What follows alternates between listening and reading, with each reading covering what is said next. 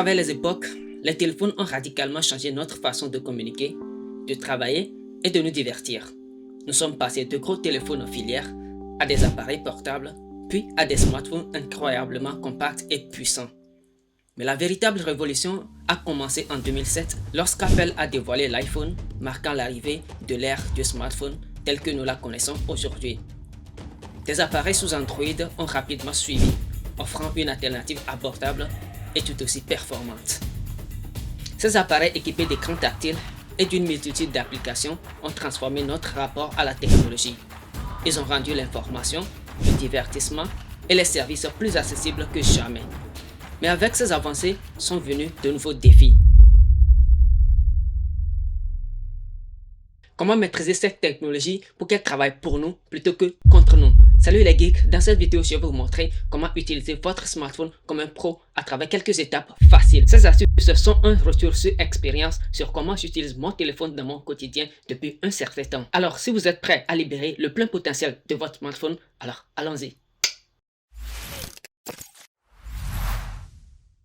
Alors, commençons par organiser votre écran d'accueil. Vous devez organiser votre écran d'accueil en groupant les applications similaires et en utilisant les dossiers. En faisant cela, vous pouvez rapidement accéder à ce dont vous avez besoin et réduire ainsi le désordre visuel. Par exemple, si vous utilisez beaucoup d'applications de médias sociaux, regroupez-les toutes dans un même dossier. Et pour cela, il suffit juste de glisser une application sur l'autre pour pouvoir créer un dossier. Mais les dossiers les plus importants sont ceux qui se trouvent en bas de votre écran d'accueil. Comme vous pouvez le voir ici, j'ai les médias sociaux classés dans un dossier et tout ce qui est imagerie aussi dans un autre dossier. Vous pouvez donc définir vos propres choix. L'essentiel, c'est l'organisation pour avoir un accès rapide à ce dont vous avez besoin pour ne pas vous perdre comme dans une jungle. Alors ensuite, vous allez activer le mode sombre. J'ai dit activer le mode sombre, pas éteindre la lumière. Je suis devant la caméra.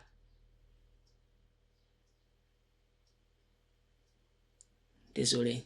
Le mode sombre présente plusieurs avantages importants. Premièrement, il est plus doux pour vos yeux et en particulier dans des environnements à faible éclairage. Si vous utilisez votre smartphone dans la nuit ou dans une pièce sombre, passer en mode sombre peut être très agréable à vos yeux et donc peut réduire la fatigue oculaire. En plus, il contribue à économiser la batterie, en particulier sur les écrans OLED ou AMOLED. Ces écrans éteignent complètement tous les pixels pour n'afficher que du noir, ce qui peut donc consommer moins d'énergie. Il peut donc fournir un contraste plus élevé et rendre le contenu facile à lire. Pour activer le mode sombre, si vous êtes sous Android, vous n'avez juste qu'à dérouler la barre d'état et puis vous allez chercher thème sombre. Cliquez donc dessus. Vous pouvez aussi l'activer en allant dans les paramètres et dans la section apparence, vous allez trouver thème sombre. Par contre, si vous êtes sous iOS, vous allez dans paramètres, affichage et luminosité et puis vous sélectionnez thème sombre. Si vous êtes toujours en train de regarder cette vidéo, c'est que vous l'aimez probablement. Montrez-le moi à travers un petit like et puis un clic sur le bouton s'abonner. Merci de l'avoir fait.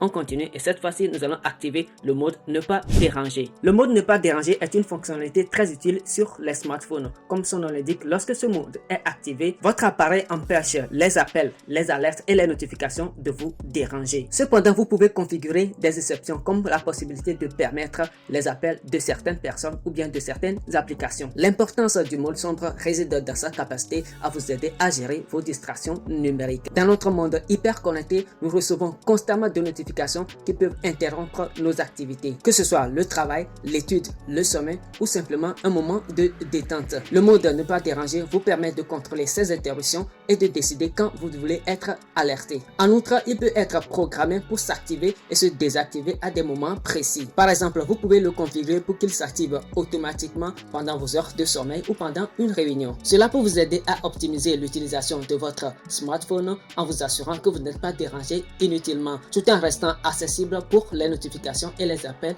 importants. Pour activer le mode ne pas déranger, il suffit de dérouler la barre d'état et puis vous cherchez ne pas déranger. Si vous ne le trouvez pas, vous pouvez cliquer sur le petit crayon dans le coin inférieur droit et vous allez tomber sur tous les blocs parmi lesquels vous allez trouver le mode ne pas déranger. Vous appuyez donc dessus et puis vous le faites glisser vers le haut. Vous pouvez également trouver le mode ne pas déranger dans paramètres, notifications et puis vous descendez dans le champ général. Ensuite, vous avez les autres préférences que vous pouvez configurer.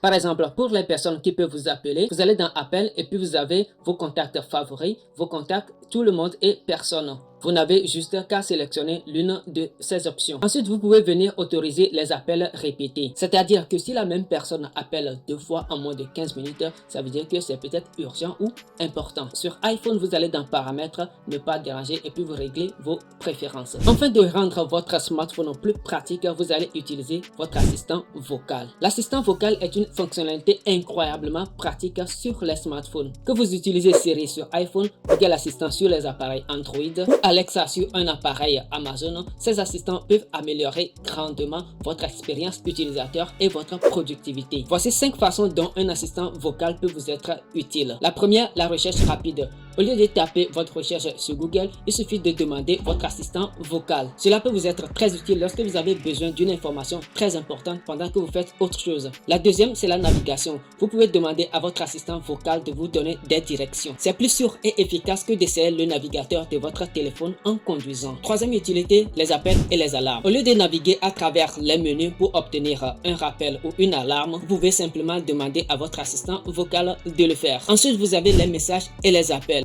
Vous pouvez envoyer des messages ou passer des appels en main libre en utilisant votre assistant vocal. La cinquième utilité des assistants, c'est le contrôle des appareils domestiques et intelligents. Si vous avez des appareils intelligents chez vous comme les lumières, les thermostats, vous pouvez les contrôler à l'aide de votre assistant vocal. En somme, un assistant vocal peut simplifier de nombreuses tâches quotidiennes, vous aider à rester organisé et vous permettre de faire plus de choses en main libre, ce qui peut améliorer votre productivité et surtout votre sécurité. On continue cette fois-ci avec la configuration des règles. Les règles sur un smartphone, parfois appelées routine ou automatisation, permettent à votre appareil d'effectuer certaines actions automatiquement en réponse à des déclencheurs spécifiques. Ces déclencheurs peuvent être basés sur l'heure, la localisation, l'état de votre smartphone et plus encore. Si nous prenons par exemple les règles basées sur l'heure, vous pouvez configurer votre smartphone pour passer automatiquement en mode silencieux à une certaine heure de la nuit ou activer le Wi-Fi lorsque vous rentrez chez vous. Quant aux règles basées sur la localisation, votre smartphone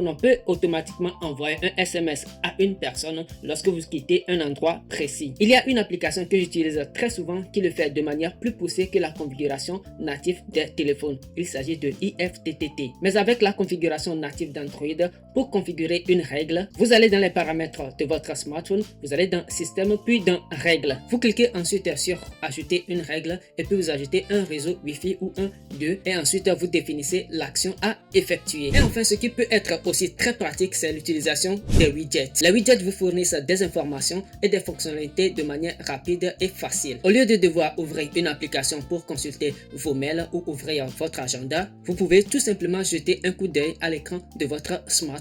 En plus de cela, les widgets peuvent être également très interactifs. Par exemple, un widget de contrôle de musique peut vous permettre de jouer, de sauter ou de mettre en pause des chansons directement à partir de l'écran d'accueil. Personnellement, moi j'y place mes notes et mes tâches quotidiennes. Du coup, cela me permet de prendre des notes très rapidement et de les consulter aussi très facilement. En bref, les widgets peuvent optimiser l'utilisation de votre smartphone en rendant les informations importantes rapidement accessibles. Pour avoir un widget sur votre écran, il suffit de faire un appui long sur l'écran d'accueil. Un menu va s'ouvrir et puis vous allez sélectionner Widget. Vous choisissez ensuite l'application que vous voulez avoir comme widget avec un appui long et puis vous la faites glisser sur l'écran. Et voilà les geeks, nous sommes arrivés à la fin de cette vidéo. N'oubliez pas que la technologie est là pour nous faciliter la vie. Prenez donc le temps de tester ses fonctions et d'adapter votre appareil à vos besoins. Et souvenez-vous, il n'y a pas qu'une seule bonne façon d'utiliser un smartphone. Chacun a donc ses propres besoins et ses préférences. J'espère quand même que ces conseils vont vous aider à tirer le meilleur parti